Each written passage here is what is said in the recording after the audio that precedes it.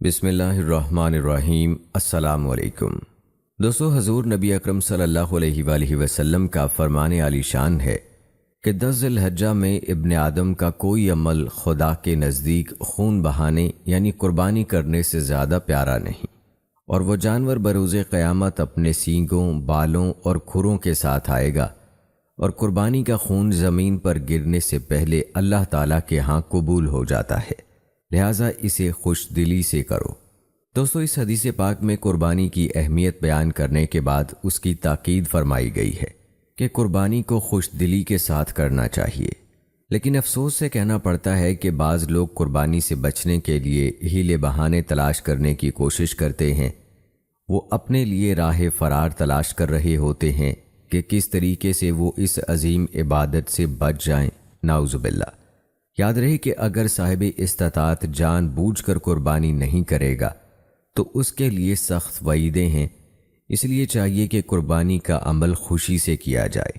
پیارے دوستو، قربانی حضرت ابراہیم علیہ السلام اور ان کے بیٹے حضرت اسماعیل علیہ السلام کی سنت، اسلام کا شعار اور اہم عبادت ہے، اور قربانی ہر صاحب نصاب مسلمان پر واجب اور ضروری ہے، لیکن اس اہم عبادت کے بہت سے مسائل و احکام ہیں جو ہر کوئی نہیں جانتا، حالانکہ ان مسائل کا جاننا ہر مسلمان کے لیے ضروری ہے۔ دوستو، یاد رہے کہ قربانی کے مسائل مختلف نوعیت کے ہیں۔ یہ قربانی کرنے والے شخص کے حوالے سے بھی ہیں، جانور کے حوالے سے بھی ہیں، جانور کو ذبح کرنے کے حوالے سے بھی ہیں، جانور کی تقسیم کے حوالے سے بھی ہیں، اور ان سب کا جاننا ضروری ہے۔ اس لیے ہم اپنی ویڈیو میں آپ کو یہ مسائل بھی بتائیں گے۔ ماہ ذی الحجہ اسلامی سال کا 12واں اور آخری قمری مہینہ ہے۔ یہ مہینہ بڑی ہی برکتوں والا مہینہ ہے، اور اس مہینے کے بڑے فضائل ہیں جو قرآن و احادیث میں بیان ہوئے ہیں، لیکن مسلمانوں کی اکثریت اس مہینے کے فضائل سے ناواقف ہونے کی وجہ سے اس مہینے کو غفلت کی نظر کر دیتے ہیں۔ دوستو، اس مہینے کے چند ضروری مسائل بھی ہیں جن کا جاننا ہر مسلمان کے لیے لازمی ہے، وہ بھی انشاءاللہ اس ویڈیو میں شامل کریں گے۔ اور اس کے علاوہ دوستو، اپنی آج کی اس ویڈیو کے آخر میں ہم تذکرہ کریں گے خیموں کی بستی مینا کا، جہاں سے زائرین حج کی ابتدا کرتے ہیں۔ مینا میں پہنچنے اور یہاں پر قیام کرنے کے کیا احکامات ہیں، اور مینا کو خیموں کی بستی کیوں کہا جاتا ہے، یہاں تقریباً کتنے خیمے موجود ہیں، تمام تفصیلات آج کی ویڈیو میں شامل کی جائیں گی۔ آپ نے ویڈیو کو بغیر سکپ کیے آخر تک لازمی دیکھنا ہے۔ تو چلیے سب سے پہلے دوستو بات کرتے ہیں قربانی کے نصاب کی، کہ کن لوگوں پر قربانی واجب ہے اور کن لوگوں پر واجب نہیں ہے۔ تو غور سے سن لیں کہ قربانی واجب ہونے کا نصاب وہی ہے جو صدقہ فطر کے واجب ہونے کا نصاب ہے۔ یہ ہر ایسے شخص پر واجب ہے جو مسلمان، عاقل، بالغ اور مقیم ہونے کے علاوہ نصاب کا بھی مالک ہو۔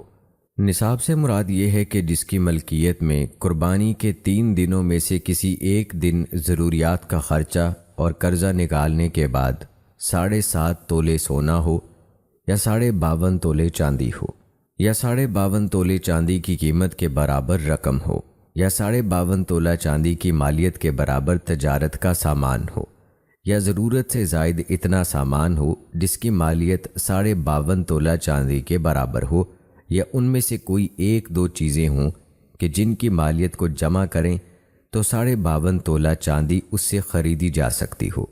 اگر اس تفصیل کے مطابق کسی کے پاس بڑی عید کے دنوں میں اتنا مال آ جائے تو وہ صاحب نصاب ہے اور اس پر قربانی واجب ہے۔ یاد رہے کہ قربانی واجب ہونے کے لیے نصاب کے مال، رقم یا ضرورت سے زائد سامان پر سال گزرنا شرط نہیں ہے، اور تجارتی ہونا بھی شرط نہیں ہے۔ ذی الحجہ کی 12ویں تاریخ کے سورج غروب ہونے سے پہلے اگر نصاب کا مالک ہو جائے تو ایسے شخص پر قربانی واجب ہے۔ اس لیے ہر شخص کو چاہیے کہ وہ اپنے مال کا حساب لگا کر معلوم کر لے کہ اس پر قربانی واجب ہے یا نہیں۔ جو لوگ قربانی کا نصاب نہیں رکھتے ان کو قربانی نہ کرنے پر کوئی پکڑ نہیں، البتہ جو نصاب والے ہیں ان کو چاہیے کہ وہ خوشی کے ساتھ اللہ کی رضا کی خاطر قربانی لازمی کریں۔ یہاں ایک اور بات واضح کرتے چلیں کہ ضرورت اصلیہ سے مراد وہ ضرورت ہے جو جان اور آبرو سے متعلق ہو، یعنی اس کے پورا نہ ہونے سے جان یا عزت و آبرو جانے کا اندیشہ ہو، مثلاً کھانا پینا، پہننے کے کپڑے، رہنے کا مکان، اہل صنعت و حرفت کے لیے ان کے پیشے کے اوزار ضرورت اصلیہ میں داخل ہیں، اور ضرورت سے زائد سامان سے مراد یہ ہے کہ وہ چیزیں انسان کے استعمال میں نہ ہوں، اور ہر انسان کی ضروریات اور حاجات عموماً دوسرے سے مختلف ہوتی ہیں، اور راجح قول کے مطابق ضروریات کو پوری کرنے کے لیے اشیاء کو جائز طریقے سے اپنی ملکیت میں رکھنے کی کوئی خاص تعداد شریعت کی طرف سے مقرر نہیں ہے، بلکہ جو چیزیں انسان کے استعمال میں ہوں اور انسان کو اس کے استعمال کی حاجت پیش آتی ہو اور وہ اشیاء تجارت کے لیے نہ ہوں تو ضرورت اور حاجت کے سامان میں داخل ہے۔ لہٰذا جو چیزیں انسان کے استعمال میں نہ ہوں اور اس کو ان کی حاجت بھی نہ ہوتی ہو تو وہ ضرورت سے زائد سامان میں شامل ہے۔ قربانی کے نصاب میں اس کی مالیت کو شامل کیا جائے گا۔ پیارے دوستو، انسان کا معاملہ اللہ کے ساتھ ہے اور اللہ دلوں کی نیت کو جانتا ہے۔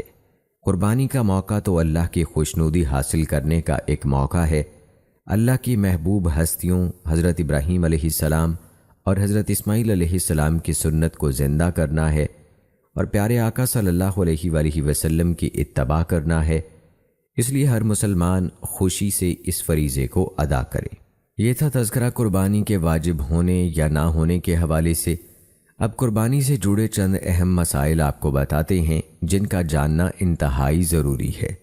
پیارے دوستو، قربانی کا اصطلاحی مفہوم یہ ہے کہ عید الاضحیٰ کی نماز کے بعد پہلے دن یا قربانی کے دنوں میں بہیمۃ الانعام مثلاً بکری، بھیڑ، گائے اور اونٹ میں سے کسی جانور کو شرعی طریقے پر بطور قربانی و تقرب ذبح کرنا قربانی کہلاتا ہے۔ اور یاد رہے کہ شہر ہو یا گاؤں ہو، نماز عید سے پہلے قربانی کرنا جائز نہیں ہے۔ سب سے پہلے ذکر کرتے ہیں قربانی کرنے والے کے لیے اہم شرائط کی۔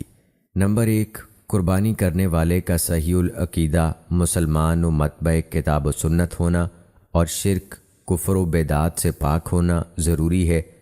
اور یاد رہے کہ جس کا عقیدہ خراب ہو اس کا کوئی عمل قابل قبول نہیں ہے۔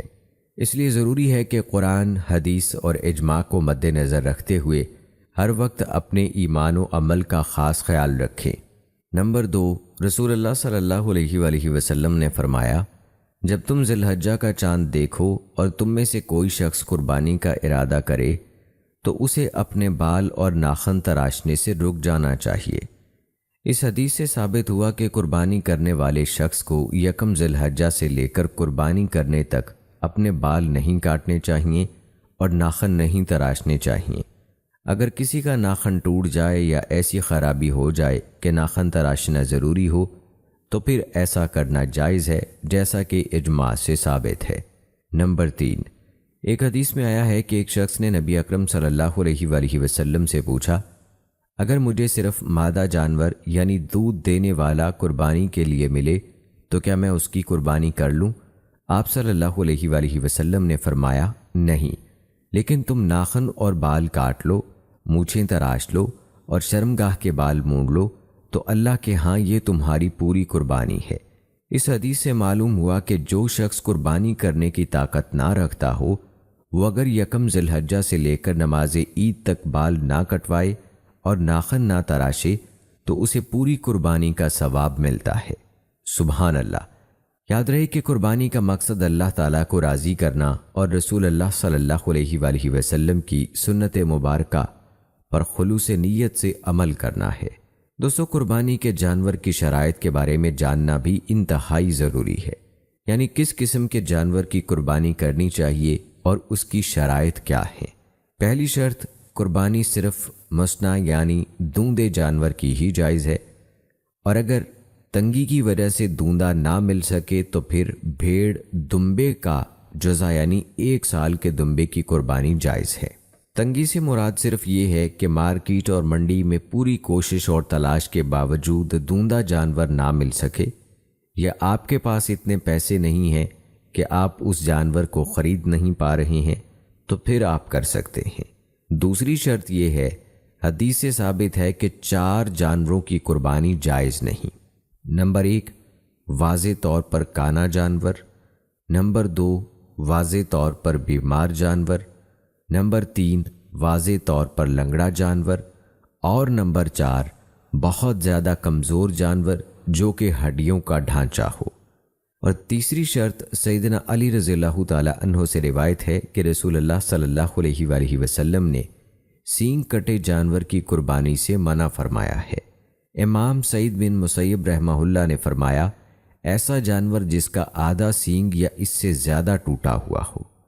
اور سیدنا علی رضی اللہ تعالی عنہ ہی سے روایت میں آیا ہے کہ رسول اللہ صلی اللہ علیہ وآلہ وسلم نے ہمیں حکم دیا، قربانی کے جانور میں آنکھ اور کان دیکھیں، اور اسی لیے اس پر اجماع ہے کہ اندھے جانور کی قربانی جائز نہیں ہے۔ امام خطابی رحمۃ اللہ علیہ نے فرمایا، اس حدیث میں یہ دلیل ہے کہ قربانی والے جانور میں معمولی نقص معاف ہے۔ اگر کسی جانور کے سینگ پر معمولی رگڑ ہو یا اس کے اوپر والی ٹوپی ٹوٹ گئی ہو تو امام سعید بن مسیب رحمۃ اللہ علیہ کی مذکورہ روایت کی روح سے اس کی قربانی جائز ہے۔ دوستو، جہاں تک سوال ہے کہ قربانی کتنے دنوں تک کی جا سکتی ہے، تو یاد رہے کہ عید الاضحیٰ اور اس کے بعد 3 دن یعنی 13 ذی الحجہ کی شام تک قربانی کی جا سکتی ہے، کیونکہ عید الاضحیٰ کے بعد 11، 12 اور 13 ذی الحجہ کے دنوں کو ایام تشریق کہتے ہیں، اور تمام ایام تشریق کو ذبح کے دن قرار دیا گیا ہے۔ اس کی دلیل یہ حدیث ہے جس میں فرمان نبوی صلی اللہ علیہ وآلہ وسلم ہے، تمام ایام تشریق ذبح کے دن ہے۔ اور اب بات کرتے ہیں کہ کس دن کی قربانی افضل ہے، تو دوستو اکثر علماء کا یہ موقف ہے کہ پہلے دن کی قربانی افضل ہے، کیونکہ نبی اکرم صلی اللہ علیہ وآلہ وسلم ہمیشہ اسی پر عمل پیرا رہے۔ آپ صلی اللہ علیہ وآلہ وسلم مدینہ میں 10 سال رہے اور قربانی کرتے رہے۔ حجۃ الوداع کے موقع پر آپ صلی اللہ علیہ وآلہ وسلم نے 100 اونٹ قربان کیے۔ ان سب قربانیوں میں آپ صلی اللہ علیہ وآلہ وسلم کا ہمیشہ یہی معمول رہا کہ آپ صلی اللہ علیہ وآلہ وسلم پہلے دن قربانی کرتے، اور اس حدیث سے اس کی طرف بھی اشارہ ملتا ہے کہ حضرت برا بن عازب رضی اللہ تعالی عنہ سے روایت ہے کہ رسول اللہ صلی اللہ علیہ وآلہ وسلم نے فرمایا، آج عید الاضحیٰ کے دن کی ابتدا ہم نماز عید سے کریں گے، پھر واپس آ کر قربانی کریں گے۔ جو اس طرح کرے گا وہ ہماری سنت کے مطابق عمل کرے گا۔ پیارے دوستو، اس حدیث سے معلوم ہوا کہ نبی اکرم صلی اللہ علیہ وآلہ وسلم جس دن نماز عید پڑھتے اسی دن قربانی کرتے، اور یہ بات دلیل کی محتاج نہیں کہ نماز عید پہلے دن ہی ادا کی جاتی ہے۔ دوستو، جہاں تک بات ہے قربانی کی کھالوں کی، تو قربانی کی کھالیں مسکین لوگوں میں تقسیم کی جاتی ہیں۔ ذبح کرنے والے یا قصاب کو اجرت میں قربانی کی کھالیں دینا جائز نہیں، اور اسی طرح اجرت میں قربانی کا گوشت دینا بھی جائز نہیں بلکہ حرام ہے۔ دوستو، ایک اور اہم مسئلہ قربانی کے جانور کے حصوں اور شراکت کا ہے۔ تو یاد رہے کہ بکری اور دمبے بھیڑ کا صرف ایک حصہ ہوتا ہے، لیکن گائے، بیل اور اونٹ اونٹنی میں 7 حصے صحیح حدیث سے ثابت ہیں، اور ایک حسن روایت سے اونٹ اونٹنی میں 10 حصوں کا بھی ثبوت ہے۔ اور شراکت میں جو بات انتہائی اہم ہے وہ یہ ہے کہ صرف صحیح العقیدہ مسلمانوں کے ساتھ مل کر 7 یا 10 حصوں میں شراکت ہو سکتی ہے، اور اہل بدعت، گمراہ و ضال موصل لوگوں کے ساتھ مل کر کبھی قربانی نہیں کرنی چاہیے، اور نہ ایسے گمراہوں کے کسی عمل کا کوئی وزن ہے، بلکہ ایسے لوگوں کے تمام اعمال احبن و منصورن کر کے ہوا میں اڑا دیے جائیں گے۔ لہذا جب بھی جانور میں شراکت کریں تو صحیح العقیدہ لوگوں کے ساتھ ہی کریں تاکہ آپ کی قربانی عند اللہ مقبول ہو۔ دوستو، اب بات کرتے ہیں کہ قربانی کا گوشت کیسے تقسیم کیا جائے۔ تو اس حوالے سے بعض علماء نے کہا ہے کہ قربانی کا گوشت تقسیم کرنے کا افضل طریقہ یہ ہے کہ گوشت کے 3 حصے کیے جائیں، ایک حصہ خود رکھا جائے، دوسرا حصہ اپنے اقربا اور دوست احباب وغیرہ کو کھلا دیا جائے، اور تیسرا حصہ غرباء و مساکین میں تقسیم کر دیا جائے۔ امام احمد بھی اسی کے قائل ہیں۔ ان حضرات کی دلیل ابن عمر رضی اللہ تعالی عنہ سے مروی یہ قول ہے کہ انہوں نے کہا کہ قربانیوں کا تیسرا حصہ تمہارے لیے ہے، اور تیسرا حصہ تمہارے گھر والوں کے لیے ہے، اور تیسرا حصہ مساکین کے لیے ہے۔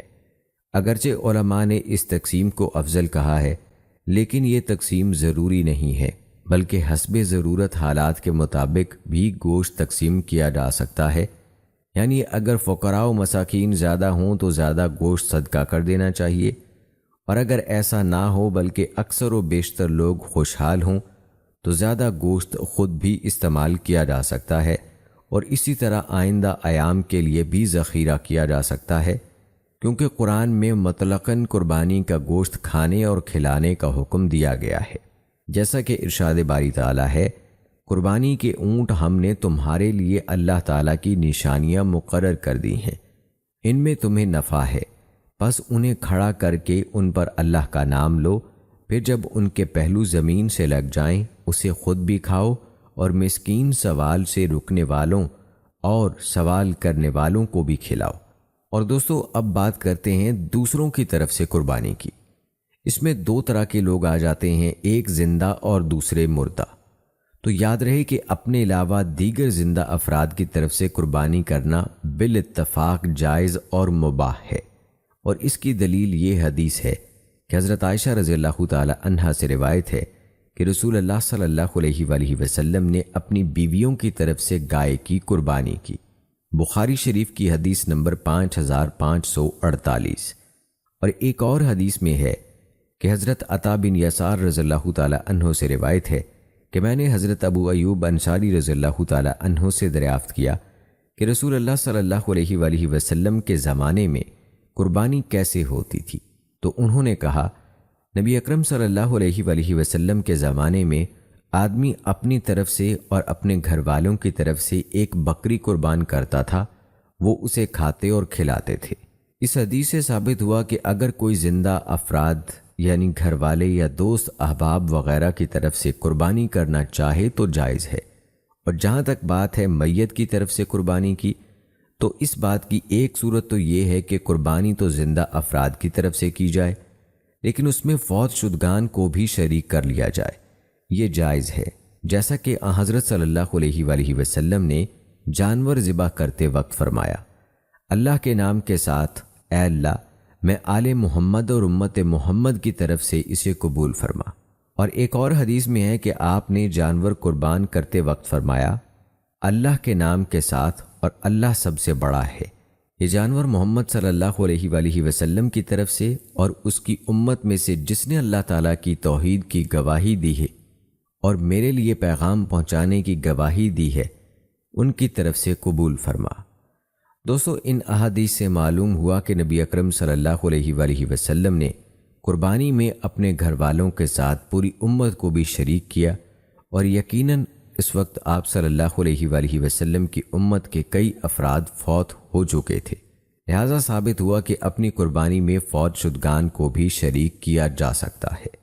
اور آئیے دوستو اب تذکرہ کرتے ہیں ماہ ذی الحجہ کی فضیلت کے حوالے سے، جس کا جاننا ہمارے لیے انتہائی ضروری ہے۔ تو چلیے دوستو آغاز کرتے ہیں اور آپ کو بتاتے ہیں کہ اس مہینے کو عربی میں ذی الحجہ یا ذی الحجہ کہا جاتا ہے، اور ذی الحجہ یہ دو لفظوں کا مجموعہ ہے جس کے دو معنی اخذ کیے جاتے ہیں، ایک قمری سال کا آخری مہینہ اور دوسرا حج کا مہینہ۔ دوستو یاد رہے کہ اس مہینے کی فضیلت کی کئی وجوہات اور کئی اعمال ہیں، تو چلیے ترتیب سے آپ کو اس مہینے کے فضائل بتاتے ہیں، پھر اس کے مسائل بھی آپ کو اس کی فضیلت بھی ساتھ بتائیں گے۔ دوستو ذی الحجہ کا مہینہ ان 4 مہینوں میں سے ہے جن کو اللہ تعالیٰ نے اشہر حرم یعنی حرمت والے مہینے قرار دیا ہے، جیسا کہ سورہ توبہ میں اللہ تعالیٰ نے فرمایا، حقیقت یہ ہے کہ اللہ تعالیٰ کے نزدیک مہینوں کی تعداد 12 مہینے ہے، جو اللہ کی کتاب یعنی لوح محفوظ کے مطابق اس دن سے نافذ چلی آتی ہے جس دن اللہ نے آسمانوں اور زمین کو پیدا کیا تھا۔ ان 12 مہینوں میں سے 4 حرمت والے مہینے ہیں۔ دوستو آپ کو بتاتے چلیں کہ ان مہینوں کو حرمت والا مہینہ 2 معنی کے اعتبار سے کیا گیا ہے، ایک اس لیے کہ ان میں قتل و قتال حرام ہے، دوسرے اس لیے کہ یہ مہینے متبرک اور واجب الاحترام ہیں، ان میں عبادت کا ثواب زیادہ ملتا ہے۔ البتہ ان میں سے پہلا حکم تو شریعت اسلام میں منسوخ ہو گیا، جبکہ دوسرا حکم ادب و احترام اور عبادت گزاری کے متعلق اب بھی باقی ہے۔ ماہ ذی الحجہ حج جیسی عظیم عبادت کا مہینہ ہے۔ نمبر 2، دوستو قرآن پاک میں اللہ تعالیٰ کا ارشاد ہے، حج کے مہینے طے شدہ اور معلوم ہیں۔ علماء کا اس پر اجماع ہے کہ اشہر حج 3 ہیں، جن میں سے پہلا شوال اور دوسرا ذیقعدہ اور تیسرا ذی الحجہ کے 10 دن ہیں۔ اس میں ایام معلومات سے مراد ذی الحجہ کے ابتدائی 10 دن ہیں۔ اسی طرح قرآن مجید کی آیت میں ہے، دوستو خود ہی سوچیں کہ ماہ ذی الحجہ کی اس سے بڑھ کر اور کیا فضیلت ہوگی کہ وہ عبادتیں جو سال بھر کے دوسرے دنوں میں انجام نہیں دی جا سکتی، ان کی انجام دہی کے لیے اللہ تعالیٰ نے اسی زمانے کو منتخب فرمایا۔ مثلا حج ایک ایسی عبادت ہے جو ان ایام کے علاوہ دوسرے ایام میں انجام نہیں دی جا سکتی۔ دوسری عبادتوں کا یہ حال ہے کہ انسان فرائض کے علاوہ جب چاہے نفلی عبادت کر سکتا ہے۔ مثلا نماز 5 وقت کی فرض ہے، لیکن ان کے علاوہ جب چاہے نفلی نماز پڑھنے کی اجازت ہے۔ رمضان میں روزہ فرض ہے، لیکن نفلی روزہ جب چاہیں رکھیں۔ زکوٰۃ سال میں 1 مرتبہ فرض ہے، لیکن نفلی صدقہ جب چاہے ادا کر دیں۔ ان سے ہٹ کر 2 عبادتیں ایسی ہیں کہ ان کے لیے اللہ تعالیٰ نے وقت مقرر فرما دیا ہے۔ ان اوقات کے علاوہ دوسرے اوقات میں اگر ان عبادتوں کو کیا جائے گا تو وہ عبادت ہی نہیں شمار ہوں گی۔ ان میں سے ایک عبادت حج ہے۔ حج کے ارکان مثلاً عرفات میں جا کر ٹھہرنا، مزدلفہ میں رات گزارنا، جمرات کی رمی کرنا وغیرہ، یہ وہ اعمال ہیں کہ اگر انہی ایام میں انجام دیے جائیں تو عبادت ہے، اور ان کے علاوہ دوسرے دنوں میں اگر کوئی شخص عرفات میں 10 دن ٹھہرے تو یہ کوئی عبادت نہیں۔ سال کے 12 مہینے مینا میں کھڑے رہنا کوئی عبادت نہیں۔ اسی طرح سال کے دوسرے ایام میں کوئی شخص جا کر جمرات پر کنکریاں مارے تو یہ کوئی عبادت نہیں۔ تو حج جیسی اہم عبادت کے لیے اللہ تعالیٰ نے انہی ایام کو مقرر فرما دیا کہ اگر بیت اللہ کا حج انہی ایام میں انجام دو گے تو عبادت ہوگی اور اس پر ثواب ملے گا۔ دوستو دوسری بات قربانی ہے۔ قربانی کے لیے اللہ تعالیٰ نے ذی الحجہ کے 3 دن یعنی 10، 11 اور 12 تاریخ مقرر فرما دیے ہیں۔ ان ایام کے علاوہ اگر کوئی شخص قربانی کی عبادت کرتا ہے تو نہیں کر سکتا۔ البتہ اگر کوئی شخص صدقہ کرنا چاہے تو بکرا ذبح کر کے اس کا گوشت صدقہ کر سکتا ہے، لیکن یہ قربانی کی عبادت ان 3 دنوں کے سوا کسی اور دن میں انجام نہیں پا سکتی۔ لہٰذا اللہ تعالیٰ نے اس زمانے کو یہ امتیاز بخشا ہے۔ اسی وجہ سے علماء کرام نے لکھا ہے کہ رمضان المبارک کے بعد سب سے زیادہ فضیلت والے ایام 10 ذی الحجہ کے ایام ہیں۔ ان میں عبادتوں کا ثواب بڑھ جاتا ہے اور اللہ تعالیٰ ان ایام میں اپنی خصوصی رحمتیں نازل فرماتے ہیں۔ نمبر 3، دوستو یہ تکمیل دین کی بشارت کا مہینہ ہے، یعنی ذی الحجہ وہ عظیم الشان مہینہ ہے جس میں اللہ تعالیٰ نے قرآن مجید کی وہ آیت نازل فرمائی جس میں تکمیل دین کی نعمت کا اعلان کیا گیا۔ بخاری شریف میں حضرت عمر رضی اللہ تعالیٰ عنہ کے قول کے مطابق یہ آیت ذی الحجہ کے مہینے میں عرفہ کے دن نازل ہوئی۔ اللہ تعالیٰ کا ارشاد ہے، آج میں نے تمہارے لیے تمہارا دین مکمل کر دیا، تم پر اپنی نعمت پوری کر دی اور تمہارے لیے اسلام کو دین کے طور پر ہمیشہ کے لیے پسند کر لیا۔ دوستو اس مہینے کی چوتھی وجہ یہ ہے کہ ذی الحجہ کا مہینہ وہ مسرت اور خوشی کا مہینہ ہے جس کی 10 تاریخ کو تمام مسلمان عید قرباں مناتے ہیں۔ نمبر 4، حضرت انس رضی اللہ تعالی عنہ سے روایت ہے کہ رسول اللہ صلی اللہ علیہ وآلہ وسلم مدینہ تشریف لائے تو دیکھا کہ اہل مدینہ کے لیے سال میں 2 دن ہیں جن میں وہ کھیلتے کودتے ہیں، تو آپ نے پوچھا یہ 2 دن کیسے ہیں؟ تو ان لوگوں نے کہا جاہلیت میں ہم ان 2 دنوں میں کھیلتے کودتے تھے۔ تو آپ صلی اللہ علیہ وآلہ وسلم نے فرمایا اللہ نے تمہیں ان 2 دنوں کے عوض ان سے بہتر 2 دن عطا فرما دیے ہیں، ایک عید الاضحیٰ کا دن اور دوسرا عید الفطر کا دن۔ نمبر 5، اس مہینے کی فضیلت کی ایک وجہ ذی الحجہ کے پہلے عشرے کی برکات ہے۔ یاد رہے کہ ماہ ذی الحجہ کا پہلا عشرہ قرآن و حدیث کے مطابق سال کے تمام دنوں میں افضل ترین عشرہ ہے۔ چنانچہ قرآن مجید میں اللہ تعالیٰ نے سورہ الفجر میں اس عشرے کی عظمت و اہمیت کو یوں بیان فرمایا ہے، قسم ہے فجر کے وقت کی اور 10 راتوں کی اور جفت کی اور طاق کی۔ اکثر مفسرین کے نزدیک ان 10 راتوں سے مراد ذی الحجہ کے شروع کے 10 دن ہیں، بعض احادیث سے بھی یہ ثابت ہوتا ہے کہ 10 راتوں سے مراد ذی الحجہ کی ابتدائی 10 راتیں ہیں۔ نبی اکرم صلی اللہ علیہ وآلہ وسلم کا ارشاد ہے کہ 10 راتوں سے مراد ذی الحجہ کا پہلا عشرہ ہے، اور طاق سے مراد یوم عرفہ ہے، اور جفت سے مراد عید الاضحیٰ کا دن ہے۔ اور ایک حدیث میں ہے کہ ذی الحجہ کے ابتدائی 10 دن دنیا کے تمام دنوں میں سب سے افضل ہیں۔ دوستو، ماہ ذی الحجہ کی فضیلت کی مزید وجوہات بھی آپ کو بتائیں گے، لیکن یہاں مختصر طور پر آپ کو اس عشرے کی فضیلت کا سبب بھی بتاتے ہیں۔ حافظ ابن حجر رحمۃ اللہ علیہ فرماتے ہیں، تمام دلائل سے جو بات ثابت ہوتی ہے وہ یہ ہے کہ عشرہ ذی الحجہ کی فضیلت اور خصوصیت کی وجہ صرف یہ ہے کہ تمام بڑی اور اصل عبادتیں اس کے اندر یکجا ہیں، جیسے نماز، روزہ، صدقہ و خیرات، قربانی اور حج، جبکہ کسی بھی موقع پر یہ ساری عبادتیں اکٹھی نہیں ہوتی۔ ایک سوال یہ بھی کیا جاتا ہے کہ عشرہ ذی الحجہ افضل ہے یا رمضان المبارک کا آخری عشرہ؟ تو علامہ ابن تیمیہ رحمۃ اللہ علیہ نے اس کا یہ جواب دیا کہ ذی الحجہ کے 10 دن رمضان المبارک کے آخری 10 دنوں سے افضل ہیں، اور رمضان المبارک کے آخری عشرے کی راتیں عشرہ ذی الحجہ کی راتوں سے افضل ہیں۔ اس کا مطلب یہ ہوا کہ دونوں کی فضیلت اپنی جگہ پر ہے، اور دونوں عشروں میں اللہ کی رضا کو حاصل کرنے کی کوشش کرنی چاہیے۔ نمبر 6، دوستو، ماہ ذی الحجہ کی فضیلت کی ایک وجہ عشرہ ذی الحجہ میں نیک اعمال کی فضیلت میں اضافہ بھی ہے۔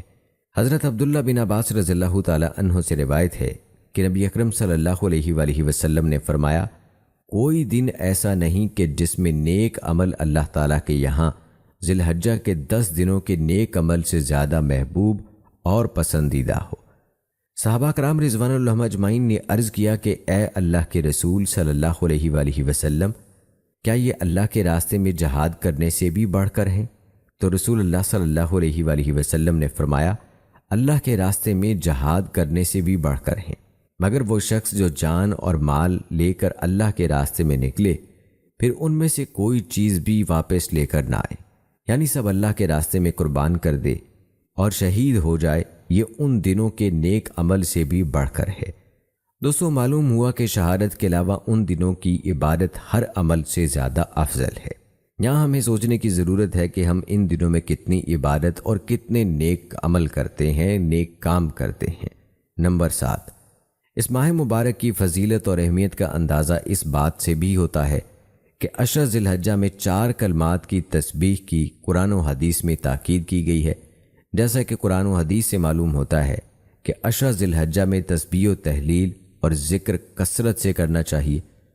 اللہ تعالیٰ نے قرآن مجید میں فرمایا، ان مقررہ دنوں سے مراد ذی الحجہ کے ابتدائی 10 دن ہیں، اور نبی اکرم صلی اللہ علیہ وآلہ وسلم کا ارشاد ہے، کوئی دن بھی اللہ تعالیٰ کے نزدیک زیادہ عظیم اور پسندیدہ نہیں ہے جن میں کوئی عمل کیا جائے۔ ذی الحجہ کے ان 10 دنوں کے مقابلے میں تم ان 10 دنوں میں تحلیل، تکبیر اور تمہید کی کثرت کیا کرو۔ ایک دوسری روایت میں فرمایا کہ تم ان 10 دنوں میں تسبیح، تکبیر اور تحلیل کی کثرت کیا کرو۔ واضح ہے کہ جتنے بھی ایسے کلمات ہیں جن کے ذریعے اللہ تعالیٰ کی حمد و ثنا کی جاتی ہے، ان سب کے سردار یہ 4 کلمات ہیں۔ نمبر 1 سبحان اللہ، نمبر 2 الحمدللہ، نمبر 3 اللہ اکبر، اور نمبر 4 لا الہ الا اللہ۔ لہٰذا ان 10 دنوں میں ان کلمات کی کثرت کرنی چاہیے۔ نمبر 8، اس مہینے کی فضیلت کی ایک وجہ عشرہ ذی الحجہ کے روزے ہیں۔ حضرت ابو ہریرہ رضی اللہ تعالی عنہ سے روایت ہے کہ نبی اکرم صلی اللہ علیہ وآلہ وسلم نے فرمایا، ذی الحجہ کے ابتدائی 10 دنوں سے بڑھ کر کوئی دن ایسا نہیں جس کی عبادت اللہ کو زیادہ محبوب ہو۔ ان ایام میں سے ہر دن کا روزہ سال بھر کے روزوں کے برابر ہے، اور ان کی ہر رات کا قیام لیلۃ القدر کے قیام کے برابر ہے۔ اور ان 10 دنوں میں سے 9 ذی الحجہ کی فضیلت خاص طور سے ذکر فرمائی۔ اس کے دن کے روزے کی خاص فضیلت احادیث میں یوں بیان کی گئی ہے۔ حضرت ابو قتادہ رضی اللہ تعالی عنہ سے روایت ہے کہ رسول اللہ صلی اللہ علیہ وآلہ وسلم سے عرفہ یعنی 9 ذی الحجہ کے روزے کے بارے میں پوچھا گیا، تو آپ صلی اللہ علیہ وآلہ وسلم نے فرمایا کہ یہ 1 سال گزشتہ اور 1 سال آئندہ کے صغیرہ گناہوں کا کفارہ کر دیتا ہے۔ اسی طرح حضرت سہل بن سعد رضی اللہ تعالی عنہ سے روایت ہے کہ نبی اکرم صلی اللہ علیہ وآلہ وسلم نے فرمایا کہ جس نے عرفہ یعنی 9 ذی الحجہ کا روزہ رکھا تو اس کے لگاتار 2 سال کے گناہ معاف کر دیے جاتے ہیں۔ واضح رہے کہ ان احادیث مبارکہ میں عرفہ کے روزے کی وجہ سے گناہوں کی معافی سے مراد صغیرہ گناہوں کی معافی ہے، جبکہ کبیرہ گناہوں کی معافی کے لیے توبہ شرط ہے۔ دوستو، یہ تھے چند اعمال اور چند وجوہات جو ماہ ذی الحجہ کی فضیلت کا سبب ہیں۔ تو چلیے دوستو اب تذکرہ کرتے ہیں خیموں کی بستی مینا کا۔ دوستو یاد رہے کہ مینا وہ مقام ہے جہاں سے عازمین حج 6 روزہ حج پروگرام کا آغاز کرتے ہیں۔ یہ تاریخی اور دینی اہمیت کا حامل مقام ہے۔ مینا مکہ اور مزدلفہ کے درمیان مسجد الحرام سے 7 کلومیٹر شمال مشرق میں ہے۔ شمال اور جنوب میں 2 طرف سے مینا کا میدان پہاڑوں میں گھرا ہوا ہے۔ مینا 2.6 اسکوائر میٹر پر پھیلا ہوا اور یہاں 26 لاکھ افراد کے قیام کی گنجائش ہے۔ خیموں میں آگ سے بچنے کے لیے اور حالات کے پیش نظر سعودی حکومت نے فائر پروف خیموں کا منصوبہ تیار کر کے نافذ کرایا، اور اب مینا میں ایسے خیمے نصب ہیں جن میں آگ لگنے کی صورت میں زہریلی گیس نہیں نکلتی۔ جدید ٹیکنالوجی سے تیار ہونے والے خیموں میں شدید گرمی اور آگ کو لگنے سے روکنے والا مادہ ٹیفلن استعمال کیا گیا ہے۔ ایک رپورٹ کے مطابق ماضی میں حج کے دوران مینا کے خیموں میں آگ لگنے کے واقعات ہو چکے ہیں۔ لاپرواہی یا غفلت یا لا علمی کی وجہ سے آگ لگ جاتی تھی۔ حالانکہ سعودی حکومت تمام زبانوں میں لٹریچر اور ہر طرح کے ذرائع ابلاغ کی مدد سے زائرین میں آگہی مہم کا پورا خیال رکھتی تھی۔ متعدد خیموں پر مشتمل ایک کیمپ کے اطراف دھات کی دیواریں بنائی گئی ہیں۔ ہر کیمپ میں آنے جانے والوں کے راستے بنائے گئے ہیں، جبکہ ایمرجنسی گیٹ کا بھی اہتمام کیا گیا ہے۔ ایک اور خوبی یہ ہے کہ پانی کی پھوار شروع ہوتے ہی معلم کے خیموں میں سائرن بجنا شروع ہو جاتے ہیں۔ مینا میں فائر پروف خیمے 25 لاکھ مربع میٹر کے رقبے پر ہیں۔ ان میں 26 لاکھ حجاج کی رہائش کی گنجائش ہے۔ یہی وجہ ہے کہ مینا کو خیموں کا شہر یا خیموں کی بستی کہا جاتا ہے۔ دوستو یاد رہے کہ خیموں کا یہ منصوبہ امن و سلامتی کی بنیادوں پر بنایا گیا۔ ہر خیمے میں یہ انتظام بھی ہے کہ جو ہی آگ کا خطرہ پیدا ہو فوراً ہی خودکار سسٹم کے تحت پانی کی پھوار شروع ہو جائے۔ آپ کو بتاتے چلیں کہ سعودی حکومت کی جانب سے مینا کے فائر پروف خیموں کے پروجیکٹ کے ساتھ ایک انتظام یہ کیا گیا ہے کہ مینا میں پہاڑوں کے اوپر انڈر پاس کی شکل میں آگ بجھانے والے پانی کے ٹینک بنائے گئے ہیں، جن میں 2 لاکھ مکعب میٹر پانی ذخیرہ رہتا ہے۔ یہاں سے مناسب مقدار میں آگ بجھانے والے نیٹ ورک کے لیے پانی کی سپلائی شروع ہو جاتی ہے۔ پانی کا یہ نیٹ ورک 100 کلومیٹر طویل ہے۔ 250 ملی لیٹر سے لے کر 750 ملی میٹر تک کے پائپوں سے پانی کی سپلائی ہوتی ہے۔ ہر کیمپ میں راہداریاں بنائی گئی ہیں، روشنی کا انتظام ہے اور رہنما علامتیں ہیں جو زائرین کی آسانی کے لیے ترتیب دی گئی ہیں۔ یاد رہے کہ مینا ٹاور جمرات کے پل کے قریب واقع ہے۔ یہ 88,45,245 مربع میٹر کے رقبے میں بنے ہوئے ہیں۔ ان میں 25 لاکھ حاجیوں کی رہائش کی گنجائش ہے۔ مینا ٹاور مینا کے پہاڑوں کے دامن میں بنائے گئے ہیں۔ فی الوقت ان کی تعداد 6 لاکھ ہے اور یہ ایک بڑے منصوبے کا ابتدائی حصہ ہیں۔ انہی جیسے اور ٹاورز مستقبل میں تعمیر ہوں گے۔ سارے ٹاورز مینا کے پہاڑوں کے دامن میں بنائے گئے ہیں۔ ہر ایک ٹاور زمینی منزل، تہ خانے، مسجد، ریسٹورانٹ منزل پر مشتمل ہے۔ سعودی حکومت کا حجاج کے لیے 10 ٹاورز بنانے کا پروگرام ہے۔ دوستو سعودی حکومت کا یہ اقدام حقیقت میں خراج تحسین کے قابل ہیں کہ وہ حاجیوں کی سہولت کے لیے اس طرح کے منصوبوں پر کام کر رہے ہیں جن سے حج کے لیے آنے والے زائرین مستفید ہو سکیں۔ دوستو یہ تھی دلچسپ معلومات مینا کے میدان اور خیموں کے حوالے سے۔ چلیے اب آپ کو مینا کے قیام کی اہمیت بتاتے ہیں اور اس بارے میں نبی کریم صلی اللہ علیہ وآلہ وسلم کے فرامین بتاتے ہیں۔ دوستو یاد رہے کہ 8 ذی الحجہ سے حج کے ایام شروع ہو جاتے ہیں۔ جو لوگ میقات سے حج افراد یا حج قران کا احرام باندھ کر مکہ مکرمہ آتے ہیں یا آئے تھے، وہ تو احرام ہی کی حالت میں ہوتے ہیں، کیونکہ طواف و سعی کے بعد حلق یا قصر کر کے وہ احرام نہیں کھولتے، بلکہ انہیں احرام ہی کی حالت میں رہنا ہوتا ہے۔ لہٰذا وہ اسی احرام میں 8 ذی الحجہ کو مینا جائیں گے، جبکہ جن حاجیوں نے حج تمتع کے ارادے سے میقات پر عمرے کا احرام باندھا تھا، لہٰذا طواف و سعی کے بعد حلق یا قصر کر کے احرام کھول دیا تھا، وہ 8 ذی الحجہ کو مکہ مکرمہ میں اپنی رہائش ہی سے حج کا احرام باندھیں گے۔ یاد رہے کہ ظہر سے پہلے مینا پہنچنا ضروری ہے اور مسنون ہے، اور دوسرے دن 9 ذی الحجہ کو طلوع شمس یعنی سورج نکلنے کے بعد یہاں سے عرفات کے لیے روانہ ہونا ہے۔ 8 ذی الحجہ کے دن حج کا کوئی عمل انجام نہیں پاتا۔ یہ قیام ایک طرف سے مسلمانوں کی استراحت اور آرام کی طرح ہے، البتہ 9 ذی الحجہ کو عرفات میں لوگوں کا ایک عظیم اجتماع ہوتا ہے جو حج کا اہم ترین رکن ہے۔ لوگوں میں کمزور، ضعیف اور بیمار طرح کے لوگ ہوتے ہیں، اس لیے درمیان میں پڑاؤ اور آرام میں ان کے لیے سہولت ہے۔ یہ ایک طرح سے یوم عرفہ کا انتظار اور اس کی تیاری ہے۔ کل کے عظیم دن یعنی یوم عرفہ کو پروردگار کی جناب میں حاضر ہونا ہے، تو 8 ذی الحجہ کو مینا کا قیام اس کی تیاری کی مانند ہے۔ جیسے کوئی بادشاہ کسی حاکم سے ملاقات کرتا ہے تو طے شدہ وقت سے پہلے اس کی تیاری بھی کرتا ہے، اسی طرح حاجی گویا مینا میں گزشتہ دنوں کی کوتاہیوں کو یاد کرتا ہے کہ کون کون سے گناہ کیے، تاکہ کل پروردگار سے ان گناہوں کی معافی مانگے۔ حاجی یہ تیاری کرتا ہے کہ کل میں کیا دعا کروں اور کس طرح کروں، پروردگار سے کس طرح مخاطب کروں۔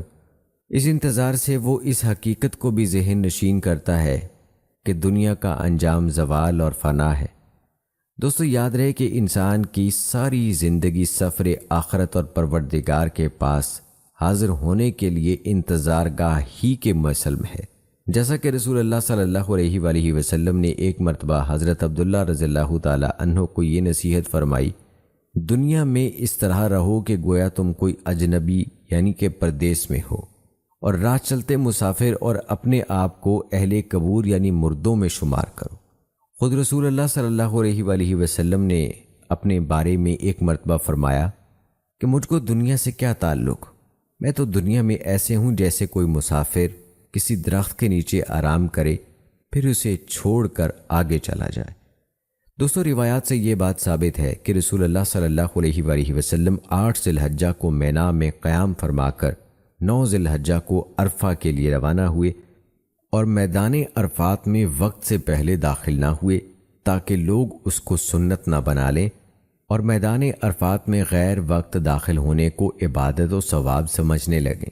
دوستو، آپ کو مینا کے قیام کے حوالے سے کچھ ضروری مسائل بھی بتائیں گے، لیکن یہاں پر نبی اکرم صلی اللہ علیہ وآلہ وسلم کا خطبہ آپ کو بتاتے ہیں جو مینا کے میدان میں آپ صلی اللہ علیہ وآلہ وسلم نے فرمایا تھا۔ اس خطبے کے حوالے سے عبداللہ بن عباس رضی اللہ تعالی عنہ سے روایت ہے کہ 10ویں تاریخ کو رسول اللہ صلی اللہ علیہ وآلہ وسلم نے مینا میں خطبہ دیا۔ خطبے میں آپ صلی اللہ علیہ وآلہ وسلم نے پوچھا، لوگو آج کون سا دن ہے؟ لوگ بولے یہ حرمت کا دن ہے۔ آپ صلی اللہ علیہ وآلہ وسلم نے پھر پوچھا، اور یہ شہر کون سا ہے؟ لوگوں نے کہا یہ حرمت کا شہر ہے۔ آپ صلی اللہ علیہ وآلہ وسلم نے پوچھا یہ کون سا مہینہ ہے؟ لوگوں نے کہا یہ حرمت کا مہینہ ہے۔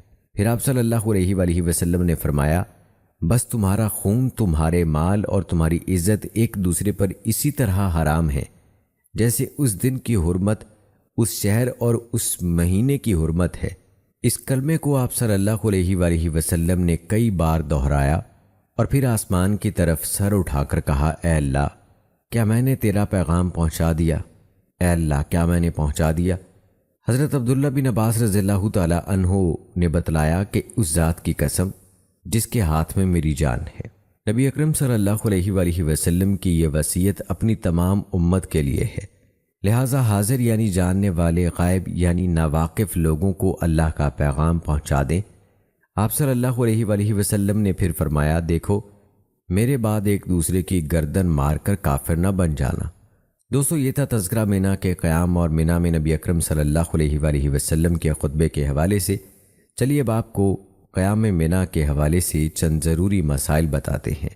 دوستو، سنت یہ ہے کہ 8 ذی الحجہ کو سورج طلوع ہو جانے کے بعد مکہ معظمہ سے منا کے لیے روانہ ہوں، لیکن آج کل رات ہی سے منا کی روانگی شروع ہو جاتی ہے اور عام لوگوں کے لیے معلم کی بسوں کے بغیر منا میں اپنے خیموں میں پہنچنا نہایت مشکل ہے۔ اس لیے عوام کو یہ مشورہ دیا جاتا ہے کہ وہ جس وقت بھی معلم کی طرف سے لے جانے کا انتظام ہو اس کی پابندی کریں، سورج نکلنے کا انتظار نہ کریں۔ نمبر 2، اگر کوئی 8 ذی الحجہ کو مکہ معظمہ سے زوال کے بعد روانہ ہوا لیکن ظہر منا میں جا کر پڑھی تو اس میں کوئی حرج نہیں، اور اگر کوئی شخص 8 ذی الحجہ کو بلا کسی عذر کے منا میں قیام نہ کرے تو ایسا کرنا سنت کو چھوڑنے کی وجہ سے اگرچہ مکروہ ہے لیکن اس کی وجہ سے کوئی دم وغیرہ لازم نہیں ہوگا۔ نمبر 3، منا میں مسجد خیف کے قریب قیام کرنا سنت ہے، لیکن آج کل منا کا قیام اپنے اختیار میں نہیں رہا بلکہ معلم کے خیمے جہاں نصب ہوتے ہیں وہیں قیام کرنا پڑتا ہے۔ نمبر 4، مسجد خیف منا میں جنوبی جانب مسجد حرام سے 9 کلومیٹر کے فاصلے پر ہے۔ اس مسجد میں حضرات انبیاء علیہ السلام اور اولیاء اللہ کا نماز پڑھنا ثابت ہے۔ بعض آثار میں ہے کہ یہاں 70 انبیاء علیہ السلام نے نماز پڑھی ہے، اس لیے بہتر یہ ہے کہ فرض نمازیں اور نوافل وغیرہ وہاں جا کر پڑھیں۔ البتہ بعض حنفی حاجیوں کو 4 رکعتوں والی فرض نمازیں مسجد خیف میں امام کی اقتداء میں نہیں پڑھنی چاہیے، کیونکہ آج کل حکومت سعودیہ کی جانب سے مقررہ امام مقیم ہونے کے باوجود 4 رکعتوں والی نماز قصر پڑھاتے ہیں، اس لیے کہ ان کے مسلک میں قصر کا حکم حج کے تابع ہے، جبکہ احناف کے نزدیک حج کی وجہ سے قصر کا حکم نہیں ہوتا بلکہ سفر کی وجہ سے ہوتا ہے۔ راجح رائے کے مطابق منا مکہ معظمہ سے متصل فنا کی شکل اختیار کر چکا ہے، لہٰذا وہاں جمعہ پڑھنا اسی طرح ضروری ہے جیسے مکہ میں۔ اس لیے ایام منا میں اگر جمعہ پڑھنا جائے تو حجاج کو چاہیے کہ اپنے اپنے خیمے میں جمع ہو کر جمعے کی نماز پڑھیں۔ اگر کسی شخص کو حکومتی نظام کی مجبوری کی وجہ سے حدود منا میں ٹھہرنے کی جگہ نہ ملے تو اس کے لیے منا کے علاوہ کہیں بھی ٹھہرنا جائز ہے، خواہ وہ حدود مکہ میں اپنی قیام گاہ میں ہی کیوں نہ ہو۔ بعض حضرات نے ایسی صورت میں ان خیموں میں قیام کو ترجیح دی ہے جو منا سے ملحق مزدلفہ کے حدود میں لگے ہوئے ہیں۔ تو دوستو، یہ تھی ہماری آج کی ویڈیو۔ امید کرتے ہیں کہ ہماری آج کی ویڈیو آپ کو پسند آئی ہوگی۔ آج کی اس ویڈیو کے متعلق اپنی رائے کا اظہار کمنٹ باکس میں لازمی کیجیے گا، اور اگر آپ نے ابھی تک ہمارا چینل سبسکرائب نہیں کیا ہے تو ابھی سبسکرائب کر لیں، ساتھ میں بیل نوٹیفیکیشن کو بھی ضرور آن کر لیجیے گا تاکہ لیٹسٹ اپلوڈ ہونے والی ویڈیوز کا نوٹیفیکیشن آپ کو بر وقت ملتا رہے۔ مجھے اگلی ویڈیو تک اجازت دیں۔ فی امان اللہ۔